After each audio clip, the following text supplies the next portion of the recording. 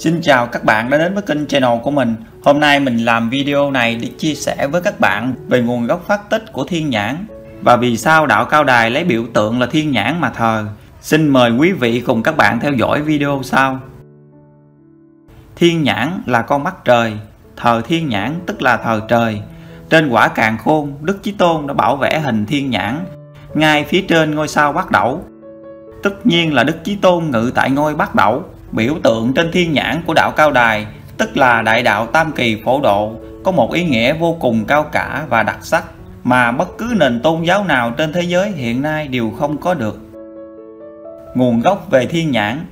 Người môn đệ đầu tiên của Đức Chí Tôn là Ngài Đốc Phủ Ngô Văn Chiêu, trong lúc đang làm quận trưởng quận Phú Quốc, tỉnh Hà Tiên. Vào đầu năm 1921, Đức Chí Tôn giáng cơ dạy Ngài phải tìm một dấu hiệu riêng biệt để thờ kính. Ngài Ngô Văn Chiêu bạch với Đức Chí Tôn chọn dấu hiệu chữ thập. Đức Chí Tôn giáng cơ đáp rằng chọn chữ thập cũng được, đó là dấu hiệu của một nền tôn giáo đã có rồi, đó là Thiên Chúa giáo. Hãy suy nghĩ tìm ra một dấu hiệu mới khác, sẽ có Đức Chí Tôn giúp sức. Ngài Ngô Văn Chiêu xin hoãn lại một tuần lễ để suy nghĩ tìm tòi. Một tuần trôi qua mà Ngài vẫn chưa tìm ra. Thế rồi một hôm vào ngày 20 tháng 4 năm 1921, vào lúc 8 giờ sáng, Ngài đang ngồi trên chiếc võng ở mái hiên phía sau dinh quận, suy nghĩ vẩn vơ. Bỗng nhiên Ngài thấy xuất hiện một con mắt thật lớn, hào quang chiếu diệu, cách chỗ Ngài ngồi vài ba thước. Con mắt ấy đầy đủ thần quang, nhìn thẳng vào mặt Ngài, làm Ngài vô cùng sợ hãi và lấy hai bàn tay che mặt lại không dám nhìn. Chừng được nửa phút, Ngài lại mở mắt ra, nhìn thử thì lại thấy con mắt ấy rực rỡ hào quang hơn nữa. Ngài bèn chắp tay lại và vái rằng: bạch Tiên Ông, đệ tử biết rõ huyền diệu của Tiên Ông, xin Tiên Ông đừng làm vậy, sợ lắm. Nếu Tiên Ông bảo thờ như vậy thì xin cho biến mất tức thì. Ngài khấn xong thì con mắt từ từ lưu dần rồi biến mất. Tuy vậy, Ngài Ngô Văn Chiêu vẫn chưa thật sự tin nên chưa vẽ con mắt để thờ. Cách vài ngày sau, Ngài lại thấy thiên nhãn xuất hiện y như lần trước. Ngài lại vái cùng Tiên Ông xin vẽ thiên nhãn để thờ, thì thiên nhãn cũng lưu dần rồi biến mất. Ngài Ngô Văn Chiêu lúc đó gọi Đức Chí Tôn là Tiên Ông. Ngài Ngô Văn Chiêu căn cứ vào hai lần ấn nghiệm đó và hoàn toàn tin tưởng nơi Đức Chí Tôn, nên Ngài vẽ thiên nhãn như đã thấy để thờ Đức Chí Tôn. Vào tháng Giêng năm Giáp Tý năm 1924, khi Ngài Ngô Văn Chiêu đứng tại dinh Cậu Phú Quốc nhìn ra biển khơi, vào lúc mặt trời sắp lặn, Ngài lại thấy thiên nhãn hiện ra rực rỡ hào quang trên một ngôi sao. Bên dưới là mặt biển nằm ngang, bên trên là nhật, nguyệt, tinh và thiên nhãn, tạo thành một sổ dọc thẳng đứng. Hình ảnh rực rỡ và đẹp đẽ này nên Ngài Ngô Văn Chiêu ghi nhớ và vẽ hình thiên nhãn y như vậy để thờ. Đến ngày 30 tháng 7 năm 1924, Ngài Đốc Phủ Ngô Văn Chiêu được chính quyền Pháp đổi về làm việc tại Sài Gòn. Ngài cũng đem thiên nhãn về Sài Gòn để thờ nơi nhà Ngài cư ngụ.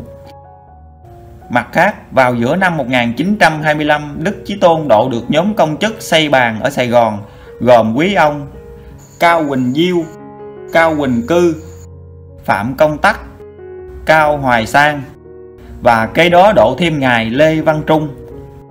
Đức Chí Tôn bảo 5 vị này vẽ hình thiên nhãn để thờ Đức Chí Tôn. Lúc đó là đầu năm 1926. Quý Ông rất phân vân không biết vẽ thế nào, vì biểu tượng thiên nhãn thật vô cùng mới lạ.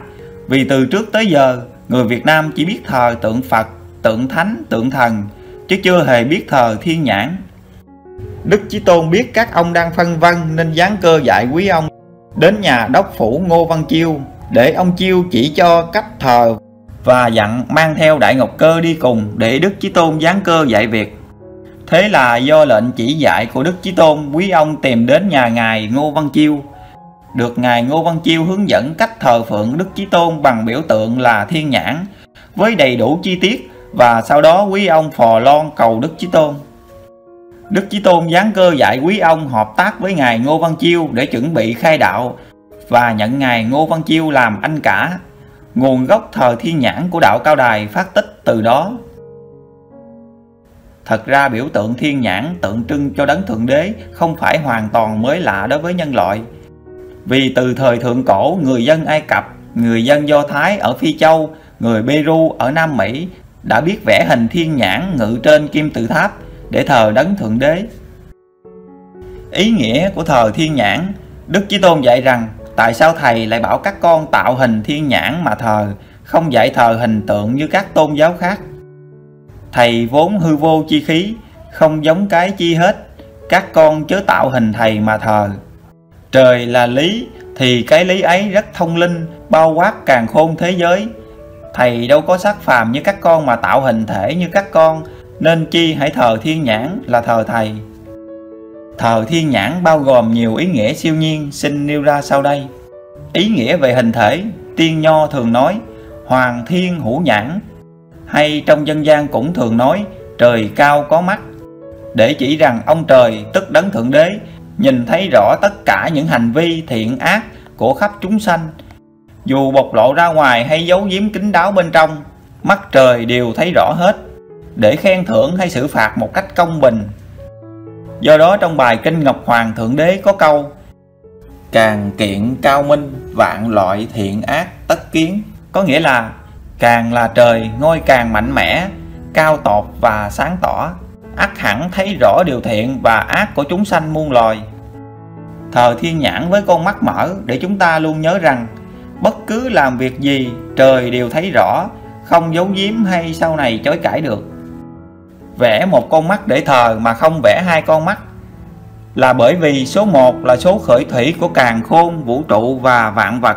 Theo dịch học, 1 sanh 2, 2 sanh 3, 3 sanh vạn vật, tức là nhất bổn tán vạn thù quy nhất bổn. Cho nên số 1 là gốc, lại là số dương mà Đức Chí Tôn làm chủ dương quang thì rất hợp lẽ. Số 1 cũng chỉ ngôi thái cực, là ngôi độc nhất trong càn khôn vũ trụ.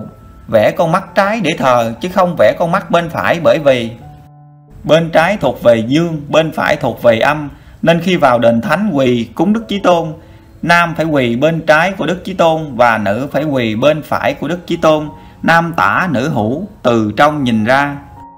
Do đó con mắt trái được tượng trưng cho Đức Chí Tôn và Đức Chí Tôn trưởng quản khí dương quang.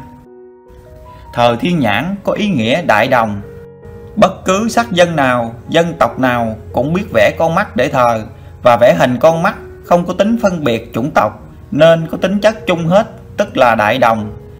Như chúng ta thấy, Phật giáo vẽ hình Phật Thích Ca với hình dáng là người Ấn Độ, Thiên Chúa giáo vẽ hình Đức Chúa Giêsu với hình dáng là người Do Thái.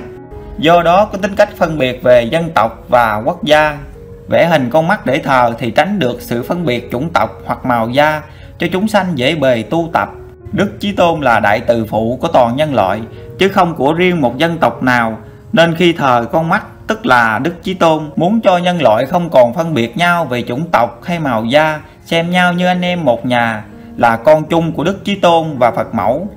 Dân tộc Việt Nam là một dân tộc lãnh sứ mạng của Thượng Đế để thực hiện sự đại đồng trên toàn thế giới. Ý nghĩa theo Thiên Chúa giáo. Thiên Chúa giáo có một quyển sách có tựa đề là Giáo lý cương yếu, nơi trang đầu tiên có hình thiên nhãn và có chú thích như sau. Tạm dịch: Thượng Đế là đấng thiêng liêng, đôi mắt trần của chúng ta không thể thấy được Ngài, vì không thể mô tả Ngài bằng một hình ảnh nào. Thiên nhãn này nhắc cho chúng ta nhớ rằng Thượng Đế là đấng toàn tri, Ngài biết tất cả và thấy tất cả. Người ta vẽ xung quanh thiên nhãn những tia sáng của mặt trời, bởi vì Thượng Đế là ngôi vương chân thật, soi sáng và sưởi ấm vạn vật. Ý nghĩa thiêng liêng của thiên nhãn, Đức Chí Tôn có dạy trong Thánh Ngôn Huyệt Tiễn như sau: Chưa phải hồi các con biết đặng tại sao vẽ thánh tượng con mắt mà thờ Thầy, xong Thầy nói sơ lược cho các con hiểu. Nhãn thị chủ tâm, lưỡng quan chủ tể, quan thị thần, thần thị thiên, thiên giả ngã giả. Thần là khiếm khuyết của cơ màu nhiệm từ ngày đạo bị bế, lập tam kỳ phổ độ này, duy chỉ Thầy cho thân hiệp tinh khí, đặng hiệp đủ tam bổ, là cơ màu nhiệm siêu phàm nhập thánh. Các con nhớ nói vì cớ nào thờ con mắt Thầy cho chư đạo hữu nghe, phẩm vị thần, thánh, tiên, Phật từ ngày đạo bị bế, thì lực lệ hỡi còn nguyên, luyện pháp chẳng đổi. Xong thiên đình mỗi phen đánh tản thần, không cho hiệp cùng tinh khí. Thầy đến đặng hoàn nguyên cho chân thần, cho các con đắc đạo. Con hiểu thần cư tại nhãn, bố trí cho chư đạo hữu con hiểu rõ, nguồn cội tiên Phật do yếu nhiệm là tại đó. Thờ thiên nhãn trong đạo Cao Đài có liên quan gì đến hình con mắt trên kim tự tháp được in trên đồng Mỹ Kim? Như đã biết, đạo Cao Đài do chính Đức Ngọc Hoàng Thượng Đế dùng huyền cơ diệu bút khai sáng tại Việt Nam vào năm Bính Dần năm 1926. Đức Thượng Đế dạy thờ tượng trưng cho Đức Thượng Đế là hình tượng một con mắt. Vì hình thể vật chất và con người hóa trần được vô cùng eo hẹp, không thể diễn tả được sự huyền diệu của Thượng Đế. Ơn trên dạy rằng mắt là chủ của con tim, của tâm hồn, và ánh sáng là thần, thần là Thượng Đế, và con mắt hay là thiên nhãn tượng trưng cho sự minh triết của vũ trụ và con người. Còn con mắt trên đỉnh kim tự tháp trên đồng Mỹ Kim là hình của Đại Thần Hiệp Chủng Quốc. Đại ấn này là kết quả của những cố gắng tìm tòi từ những năm 1776 đến năm 1782. Kim tự tháp không đỉnh là tượng trưng cho sự xây dựng tiến triển không ngừng của vật chất. Con mắt trên kim tự tháp tượng trưng cho đấng Thượng Đế để soi sáng cả vạn vật trong vũ trụ, và cũng ám chỉ sức mạnh tâm linh luôn soi sáng ở trên sức mạnh vật chất. Biểu tượng này bắt nguồn từ Trung Đông và được dùng từ thế kỷ 14-15 cho đến tận ngày hôm nay. Ngoài ra, trên đồng Mỹ Kim còn có câu được dịch ra có nghĩa là từ cái nhiều ra cái duy nhất, giống như nguyên lý vạn thù quy nhất bổn hay là vạn giáo nhất lý của đạo Cao Đài. Có thể nói đây là một sự trùng hợp thiêng liêng, nếu không muốn nói là một sự sắp xếp huyền diệu của đấng Thượng Đế. Trong video trên mình đã chia sẻ với tất cả các bạn về nguồn gốc phát tích cũng như ý nghĩa của thiên nhãn trong đạo Cao Đài. Sau khi xem xong video này, mình mong rằng các bạn nghe và hiểu rõ hơn về ý nghĩa mầu nhiệm của thiên nhãn của đạo Cao Đài nhé các bạn. Xin chào các bạn và hẹn gặp lại các bạn trong những video sau.